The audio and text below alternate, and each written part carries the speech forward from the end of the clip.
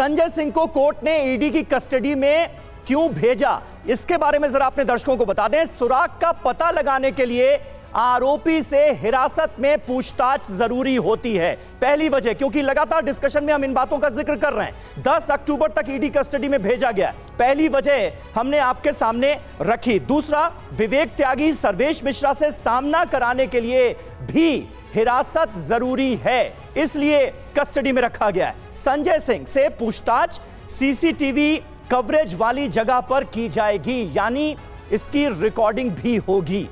तो यह अहम बात है, पूछताछ की रिकॉर्डिंग वाले सीसीटीवी को बाकायदा प्रिजर्व भी किया जाएगा, ये आप जान लीजिए। तो ये अपने आप में बहुत अहम पहलू है। हिरासत के दौरान संजय सिंह को वकील से मिलने की इजाजत दी गई है और वो अपने पिता से भी मिल सकते हैं, यह भी इजाजत दी गई है। वकील से मुलाकात के दौरान ईडी अफसर बातचीत नहीं सुनेंगे, यह शर्त भी लगाई गई है, यानी वकील से पर्सनल स्पेस में वो बातचीत कर सकते हैं। इसके अलावा पत्नी और पिता से रोज आधा घंटा मुलाकात की इजाजत दी गई है, ये अहम बात है। इसके अलावा कहा यह भी गया है कि हर 48 घंटे में एक बार संजय सिंह की मेडिकल जांच भी कराई जाएगी। तो तमाम जो नियम कायदे हैं, जो कानून है, उनका पालन करते हुए किस तरह से कस्टडी में रखा जाएगा संजय सिंह को, यह आप जान लीजिए। दिन में एक बार डायबिटीज की भी जांच की जाएगी, यह भी साफ तौर पर मेंशन्ड है। इसके अलावा दिन में 2 बार ब्लड प्रेशर की भी जांच की जाएगी। तो तमाम जो नियम कायदे, बाकी जिस भी लोगों को हिरासत में रखा जाता है, वो संजय सिंह के साथ भी फॉलो किए जा रहे हैं। अब घनेंद्र जी, हिरासत पर आप लोग क्यों फिर सवाल उठा रहे हैं? अगर कुछ गलत किया ही नहीं, जैसा कि आप कह ही रहे हैं, तो सब कुछ जो है उससे परेशान होने की भी जरूरत नहीं है। संजय सिंह का दामन अगर पाक साफ है तो वो अदालत से बरी होकर बाइज्जत निकलेंगे। समीर जी, यही तो हो रहा है। कर क्या रही है भारतीय जनता पार्टी और अमित शाह? इनके पास कोई एविडेंस तो है नहीं, झूठी कहानी लेके घूम रहे हैं, लेकिन हरासमेंट करनी है। जब किसी को कोई सीबीआई ईडी उठा के जेल में बंद करती है ना, उसके परिवार पे क्या बीतती होगी इसका अंदाजा आप लगा नहीं सकते। पूरे का पूरा परिवार खराब हो जाता है, पूरे की पूरी उसकी सामाजिक प्रतिष्ठा जो है वो खत्म हो जाती है, पूरे के पूरा समाज जो है उसको घृणा। लेकिन अगर इस तर्क से चलेंगे तो आप कभी कोई एजेंसी किसी पर कार्रवाई नहीं कर पाएगी। अगर उनके परिवार और समाज की चिंता करने लगे ईडी और सीबीआई, तो कभी कोई एक्शन नहीं लेगी। अगर आपके तर्क को मान लिया जाए तो, क्योंकि सबका परिवार है, सबका समाज है। पूरा मौका दीजिए रवि, पूरा मौका दीजिए। सुन लीजिए रवि, भारतीय जनता पार्टी की औकात नहीं बची कि आम आदमी पार्टी से चुनावों में लड़ ले। चुनावों में लड़ने की औकात नहीं, हार जाते। 3-3 बार हराया हमने, और हमने रिस्पॉन्ड करिए आप।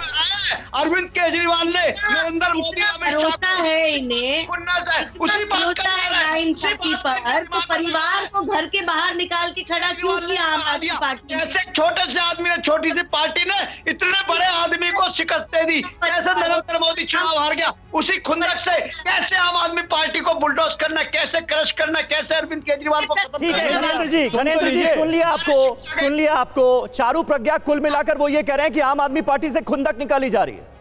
नहीं, मैं इनसे पूछना चाहती हूँ, पहली बात तो ये हर बात को राजनीति में घुमा के वॉटरबाउटरी कर रहे हैं। ये हमें जो जवाब दे रहे हैं, अरविंद केजरीवाल की दिक्कत है कि अरविंद केजरीवाल गरीब की बात करता है। अरविंद केजरीवाल कहता है कि गरीब के बच्चों के लिए स्कूल बनाने हैं। अरविंद केजरीवाल कहता है गरीब। अरे घनेंद्र जी, आप सुन नहीं रहे हैं जवाब, आप चुनावी भाषण दे रहे हैं। देखिए बहुत सीधे सीधे सवाल मैं आपसे पूछ रहा हूं, उत्तर देने की जगह आप मंच पे ऐसा लग रहा है कि वोट मांगने के लिए पहुंचे। सुन लीजिए जवाब, दूसरे को भी अवसर दीजिए। चारू, आप अपनी बात कंप्लीट करिए प्लीज। जी, मैं पहले तो इनसे पूछना चाहती हूँ, जो आज ये परिवार की बात कर रहे हैं, मनीष सिसोदिया के जेल के अंदर पहुंचते ही घर के बाहर निकाल के खड़ा किसने किया?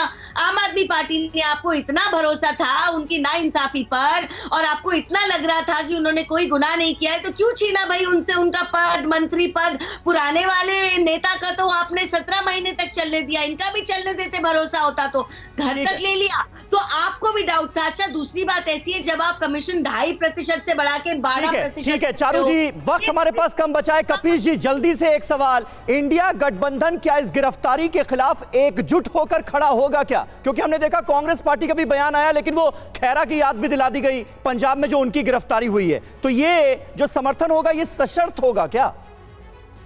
नहीं, बिल्कुल कोई सशर्त नहीं। अच्छा, अगर इन्होंने जानबूझ करके ये गिरफ्तारी की है और ये एविडेंसेस पेश ही नहीं कर पा रहे, आप बताइए कि ये इंडियन एविडेंस एक्ट के तहत जो है सब अभियुक्त का बयान पूछित ही नहीं होता है, और आपने उसके अभियुक्त के केवल बयान पे आपने किया।